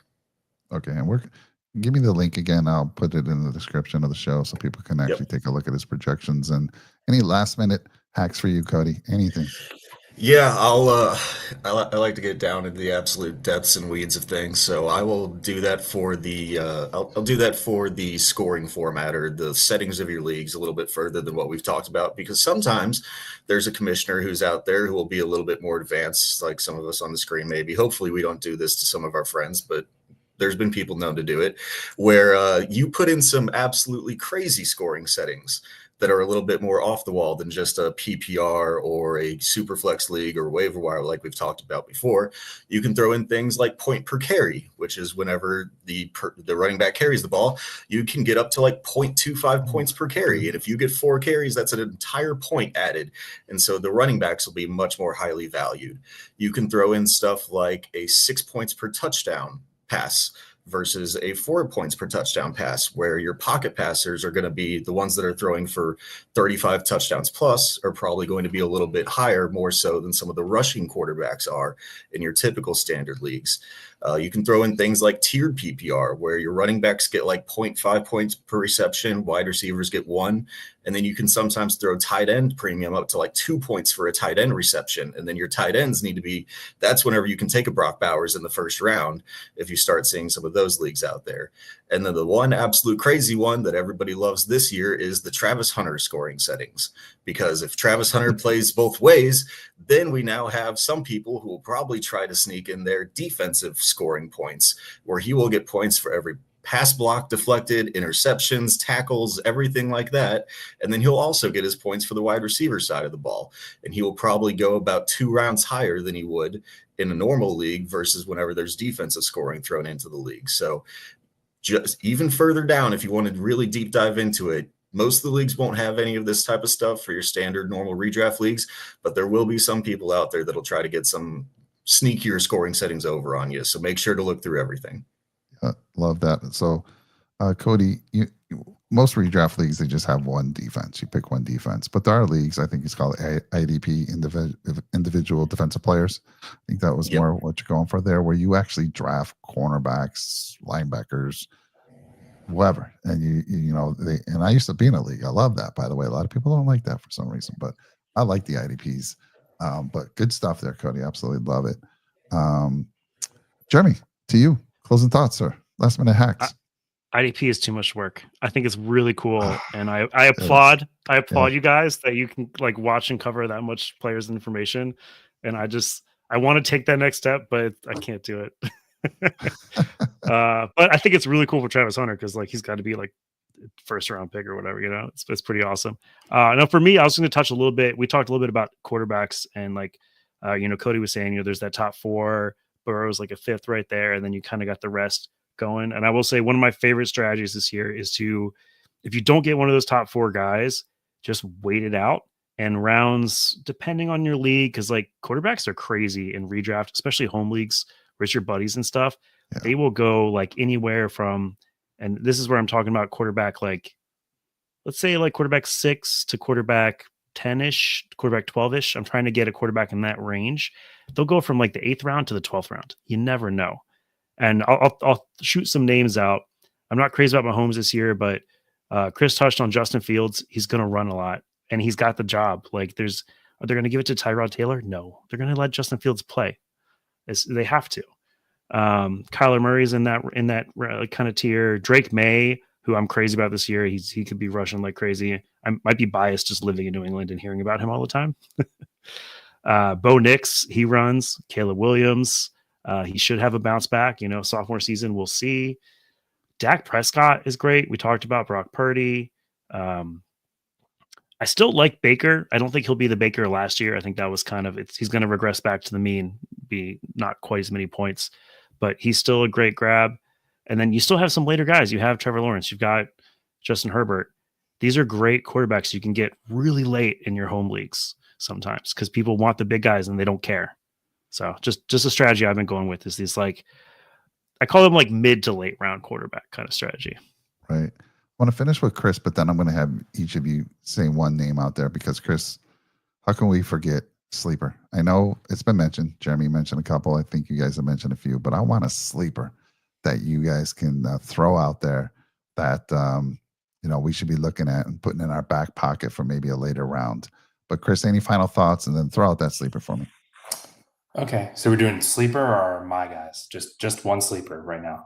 One sleeper for each of you, and then if you had any last minute thoughts, did we miss anything? I don't think so, but anything else you wanted to share, and then your sleeper. Okay, I have a sleeper that's like half talent related, half gut feel. It's a running back. I feel like last year, I believe, was the first year in a really long time that James Conner played the whole year. He's well known as being an injury-riddled running back. And I am drafting Trey Benson to put on my bench whenever I can. The tape that he has put out there, he looks incredibly explosive. He is a factor in the pass game. And he just has the juice to take it to the house. And I feel like I'm hearing Kyler looks better this year, more healthy. Marvin Harrison Jr. is certainly gonna play better than he did last year, I think. So Trey Benson, probably going undrafted or close to it, I think is just about as good of a free bench stash as you could have. So that's my guy. All right, Jeremy, your sleeper. So I'm going to have to go with, because I've been drafting so much of him in best ball, but Baishal Tutin for Jacksonville. So the Jacksonville head coach, Liam Cohen, apparently in his interview to be head coach for Jacksonville said, Baishal Tutin is the guy I want to target in the draft. And when you say that in your interview to be a head coach of the organization, and then after all the things he's done, he had a great 40 time. He's looked great in camp. I know it's like a bit of a three-headed monster. They got ETN, they got Bigsby, but this is a guy you're taking towards the end of your draft, and he's just a bench stash. We talked about with running backs. Do the bench staff. And then I'll give you a bonus one because I just picked him up when Chris and I were talking, but Torrey Horton, the Seattle wide receiver, there's nobody catching passes there except for JSN. So who else is going to catch passes? And Seattle cut Valdez Scantling for Torrey Horton to start. So he's a guy again, and he would literally be either the very last round or on your waiver wire right now because no one's drafting him. And he's just a guy put on the bench. Let's see what happens. He could be the Puka Nacua this year. If I had to put one wide receiver who's going to be Puka, I would probably guess Torrey Horton. So I'm going to go to Cody in a second. But, we were originally thinking of doing a show called gut versus data. When do you go with your gut over data? And that's a whole different show, by the way. I don't want to get into it, but there's Jeremy saying that I got a gut. I think Chris said it too. I got a gut feeling that this guy. And if you have a gut feeling, those are probably good things to take later on in the draft. So love that. Great pick there. Cody, your sleeper? I'll throw out my sleeper pick, which would be Pat Bryant for the Denver Broncos, looking like he could be the wide receiver 3 there, especially with Devon Vele being shipped over to New Orleans. But I won't talk about him too much because I do need to bring up the one that I did 3 redraft leagues for other people. Sometimes you bring in a ringer. Wow. Did a couple of drafts for some people earlier this week, and I think I walked away with Emeka Egbuka in every single one. The camp hype that Emeka Egbuka has gotten, I mean, if he doesn't win the Triple Crown, the camp hype would be wrong because of how much he has gotten this year. You've also got Chris Godwin, who started off the last season at one of the most crazy paces, especially for Chris Godwin's career, but he was like wide receiver 2 over the first 6-7 weeks of the year last year before he got injured. And so he doesn't look like he's probably going to be back until week 7. You still have Mike Evans there. And then you also now have Cade Otton dealing with an injury to start the season potentially as well. So I think Emeka Egbuka, I looked it up. I think he's going at wide receiver 45 on Fantasy Pros ADP of wide receivers currently. I would have him easily closer to the top 30 of wide receivers whenever I'm drafting him. So one of those rookies that could easily outkick his coverage, it's Emeka Egbuka for me almost in every single draft in the middle rounds. Wow. I just want to say I could not agree more. It's an amazing pick right there. And also Jalen McMillan hurt too. Yes. And Chris Godwin, there isn't a real timeline. They said maybe week 6. So he missed IR. Cody, I'll warn you, I'm a Godwin truther, through and through. I can't stop. So I own him everywhere, and he's not put on IR. So I don't know what that means, but neither was Christian McCaffrey last year. Look how much he played. Let me just say, San Fran lies. I wouldn't be surprised that if Tampa Bay is just lying about Godwin as for how much they love him, Emeka, and to wait to pick such a premium pick to use on wide receiver when Jalen McMillan looked so good last year. I think for me, we're talking about gut feelings. That's a gut feeling where Chris Godwin is not going to be 100% this year, the whole year. He'll eventually get playable, but he was not going to be 100%. So they're we're going to take one of the best wide receivers available this year and bring him in. And yeah, the camp stuff, Cody, I'm with you. It's been awesome. I'm all about Emeka. I wish I had more of him this year. Yeah, so for the Emeka Egbuka, or for the Chris Godwin injury and why he wasn't placed on IR, apparently the team wants to be able to use him actually in practices and ramp him up back, and so they're actually just using a spot with him on the 53. He won't be activated for game days until about week 7 or so is probably about the timeline that they're looking at currently. He also had a really under-the-radar second procedure on that ankle to fix it up in the offseason that not a lot of people heard about. So I think that what they're trying to do is they'll keep him on the 53 so that way he can still practice, do walkthroughs with the team, but then he won't be activated for game days until closer to the middle of the year. He's got to show Emeka how to play his position, Exactly. how to catch as many touchdowns. That's what it is, right? Guys. Which one of them just got a $60-70 million contract? Okay, let's pump the brakes here. I mean, hey, Emeka's contract isn't nothing. I mean, he's a top pick. It's not. Let's not act like he's a 31-year-old vet on his last year of his deal. No. I love it. I will say though, a guy I've been kind of getting up there too with Emeka is, and I could be wrong because Chris and I literally did a podcast. I think it was year before last where I said how much I hated Jameson Williams, and I have completely reversed myself. I am taking him this year. I've heard so many insane things about him. I feel like Cody's maybe not on this one, but I've heard so many insane things about how they're going to use him all the time. He's that deep threat guy. I've just been I've completely reversed because you heard all the character stuff and then they weren't using him and it threw me off. And I told Chris, I'm done. I trade away any shares I had of him in Dynasty. I got rid of him completely. And now this year, damn it, I'm back in. I'm back on Jameson. And I take him earlier than he goes a little bit. And I could be wrong, but it's another one of these gut things where all the things the coaches are saying, the team's saying, it kind of lines up for me. And unless Tesla is a DK Metcalf born again or something, I'm all about Jameson this year.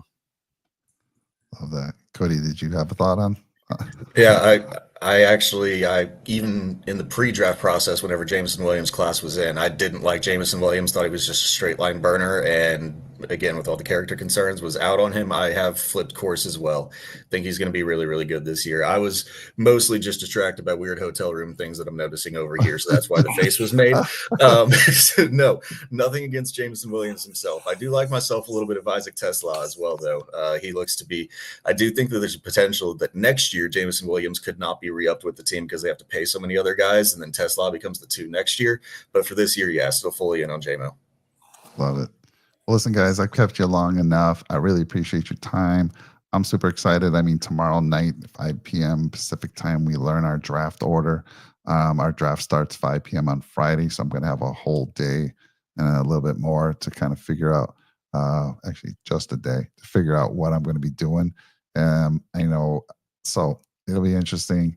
But thank you so much. And again, for those that are out there catching this on the rewatch, these guys have been playing fantasy football leagues for many, many years, all of the different types of leagues. So if you have questions, obviously you can leave, shout out. And it sounds right there. Sound off in the comments with your thoughts and questions. But if you want questions more real time, join the Discord. Links in the description of the show. It's absolutely free. We have a fantasy football thread. Go in there, ask questions. You got guys that are going to chat it up with you. I'm not going to say 24/7, but let me tell you, people will chime in often. So thank you guys. It's been a blast.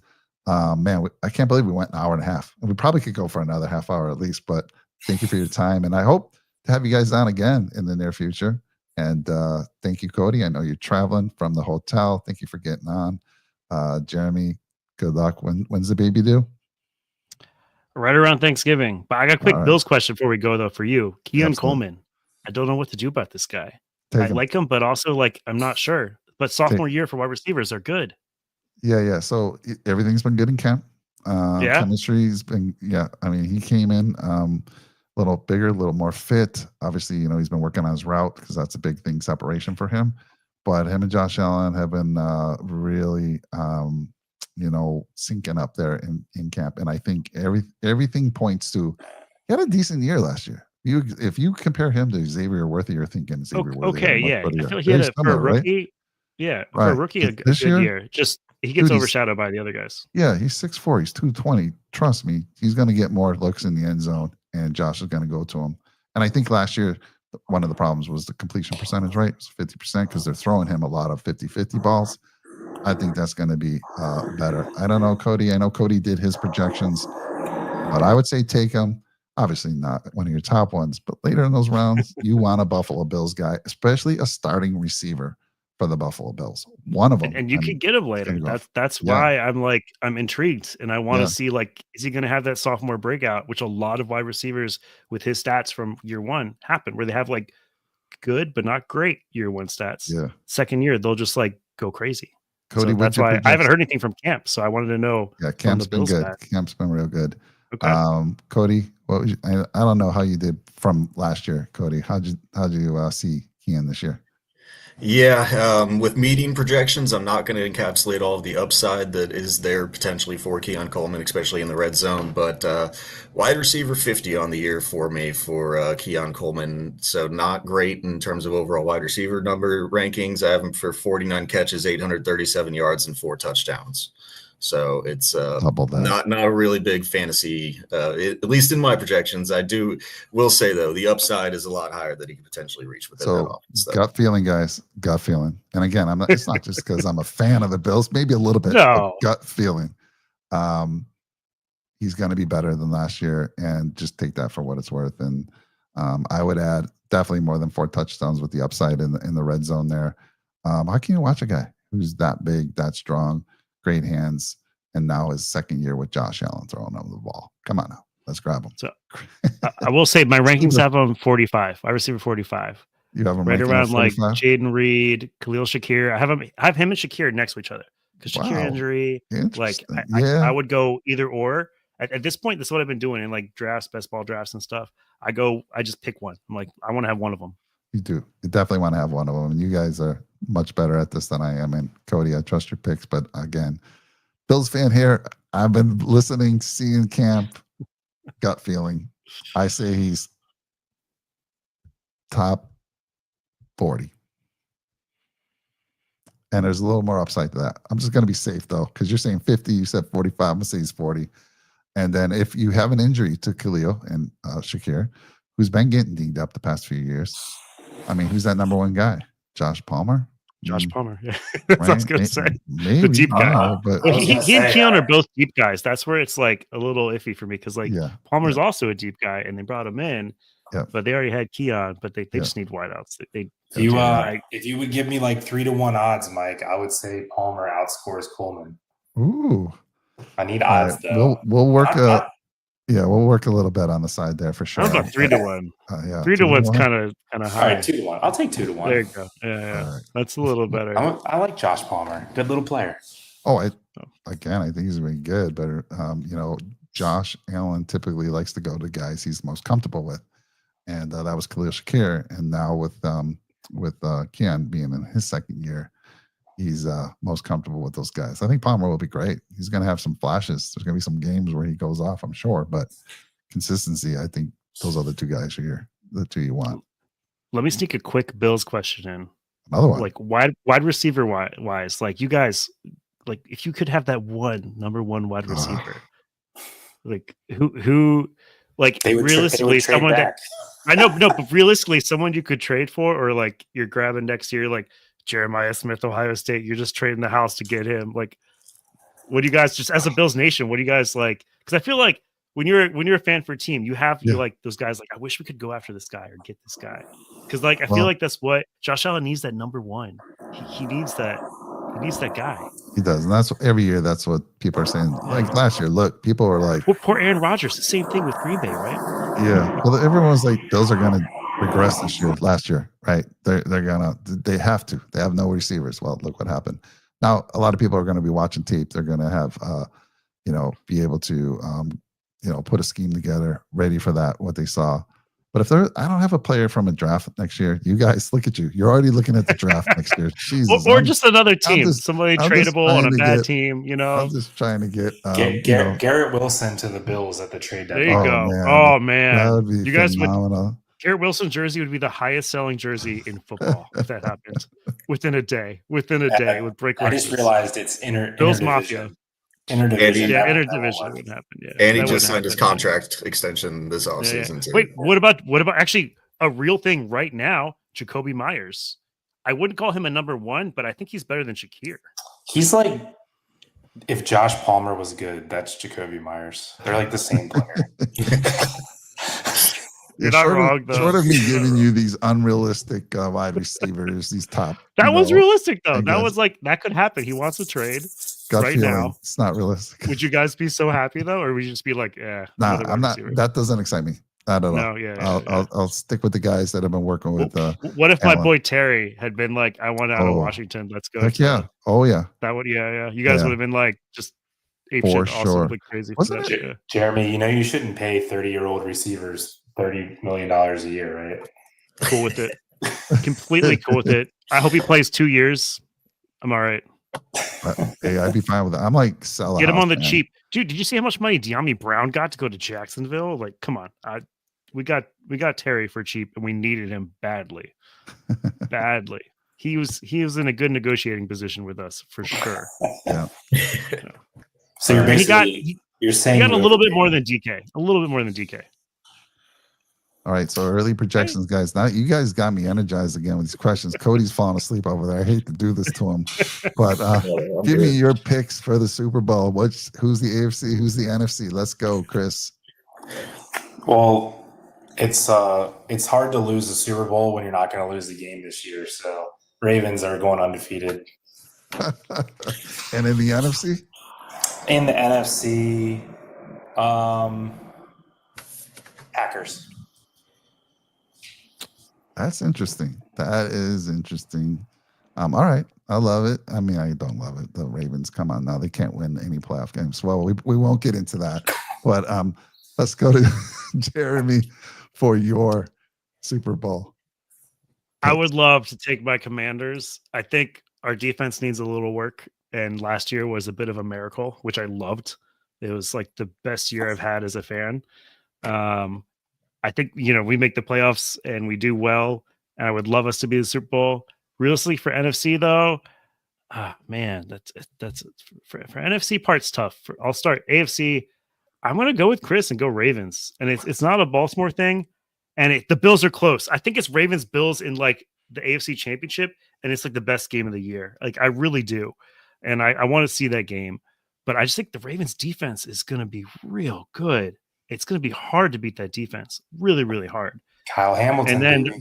and it's just Lamar. After that, it's just Lamar. Lamar could be throwing to anyone, and like it wouldn't matter. He's just that good. And Josh Allen's the same way, right? Josh Allen, he throws to anyone, it doesn't matter. But I think the Ravens defense just edges out the Bills defense for me just a little. But I will say those are the two AFC teams I'm rooting for to make it to the Super Bowl. It's just please not the fucking Kansas City Chiefs again. Like, whatever it takes. Whatever it takes to make them not be in there. Just and then on the NFC side, please not the Eagles again. I can't stand the Eagles fans. They're the worst. So please not them. But no, for NFC, I kind of like the Packers fit there. I'm not crazy about them though. I honestly, I don't know who I would pick for the NFC. Maybe the Niners. I like Kyle Shanahan, I guess. So I'll go Niners, Ravens, and except it's not Harbaugh Bowl this time. It's Harbaugh Shanahan Bowl. Yeah, and probably the Ravens lose that one because Shanahan. I don't know.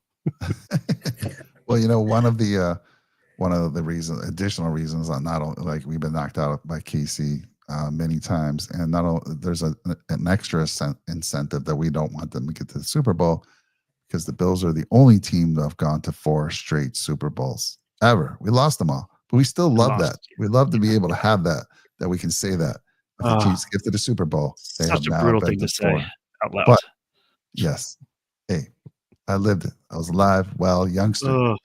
That's so hard.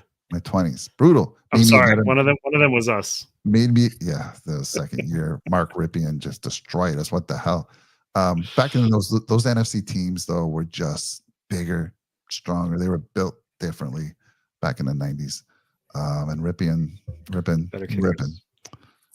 big dude, and tore us apart. But yeah, so love that, Jeremy.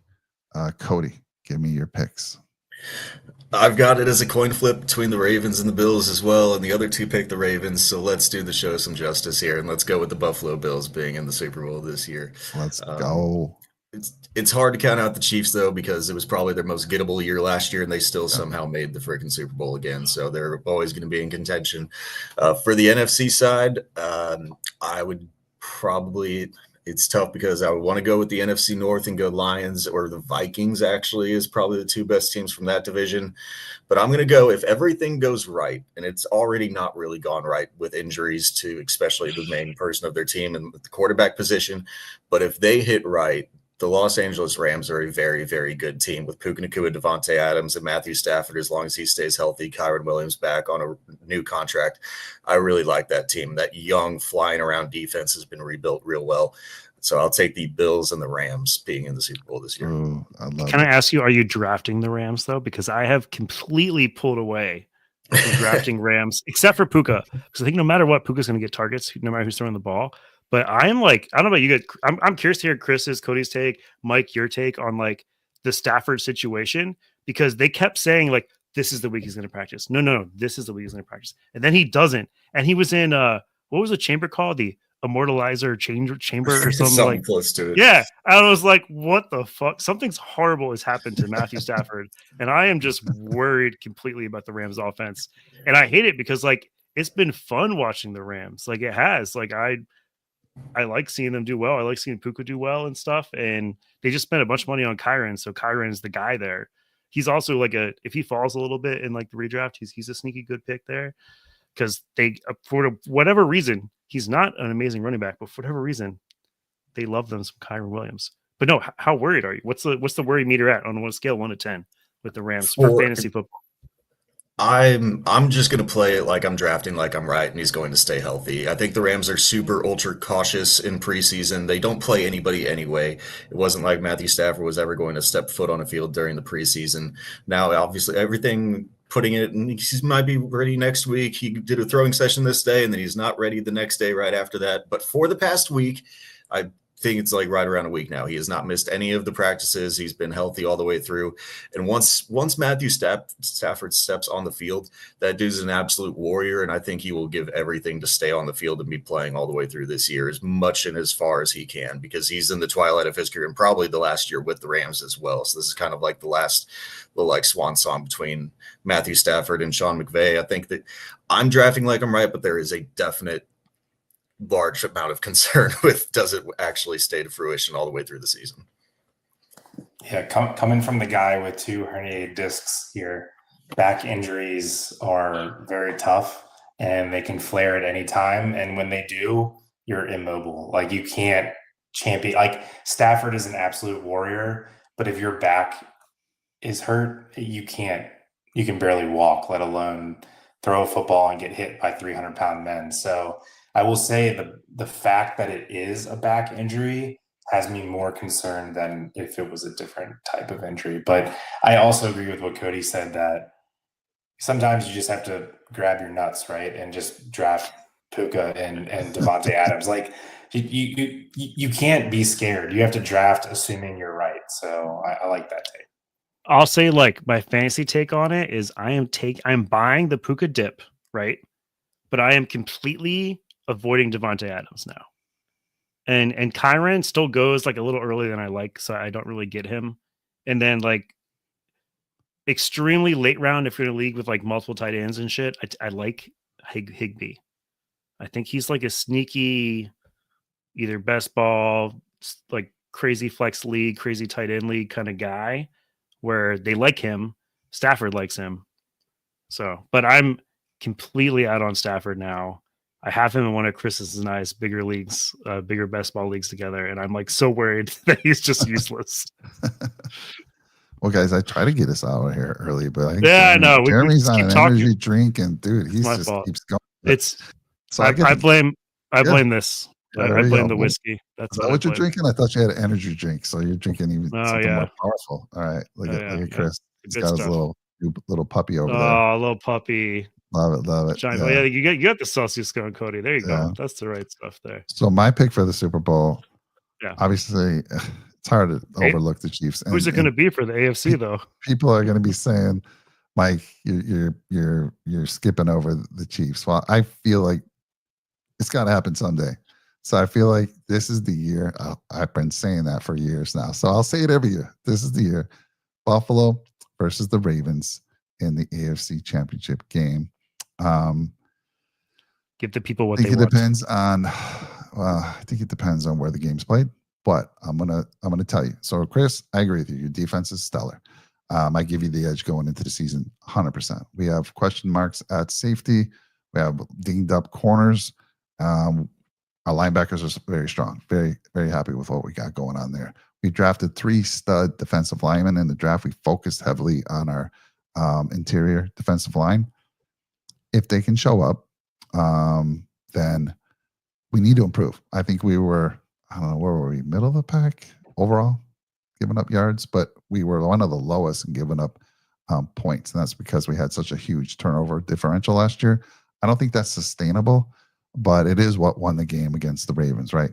So you guys had 3 turnovers in that game. We had none. And that was the big difference in the game. Of course, you had the Mark Andrews drop pass as well. That would only tied the game. But I think the pattern's been set. You know, Lamar can beat Josh in the regular season, just like Josh can beat Patrick Mahomes in the regular season. Come the playoffs, Lamar's 0-2. 0-2 against Buffalo. I think the pattern continues. Buffalo's due for their Super Bowl. They go on. I have to think in the NFC, it's got to be Philly again. I hate to say it. Team's so damn good. They lost some pieces, but they're so damn good. I don't know how they don't get back there. So that's my pick. I would love to see your team, the Commanders, of course. That'd be fantastic. So that we can get revenge. Let's beat one of these NFC teams that beat us back in the days in the Super Bowl. Anyone except the Eagles and the Chiefs in the Super Bowl. But I really want to see Ravens or Bills, and I really want to see Ravens-Bills AFC Championship. That would just be like, I will stop everything I'm doing that day to watch it. It would be amazing. let's see here. What do we got here? Chandler, did we get a last question to die? You answer fantasy football questions. We did. We might take one We last do. one, Chandler, if you have one. Let's go. Jeremy's got enough energy to keep it going for everybody. Look at Cody. His eyes are barely open. Chris is like, oh my God. He's leaning back. I'm about to go to bed. But we'll ask Chris, we'll what ask got you one for tomorrow? you. Come on, Chandler. That's what he's got. What you got, Chandler?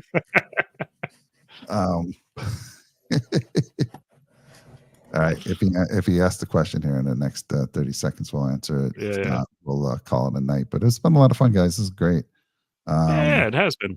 And again, yeah, maybe we'll get ambitious and do another Nickel City Mafia best ball draft. I was just gonna say that and bring it up. We should do it again. My brother-in-law's been asking me do another best ball. I don't know when we squeeze it in though. That's the only hard part. Because I got my booty whooped last year. I was very embarrassed.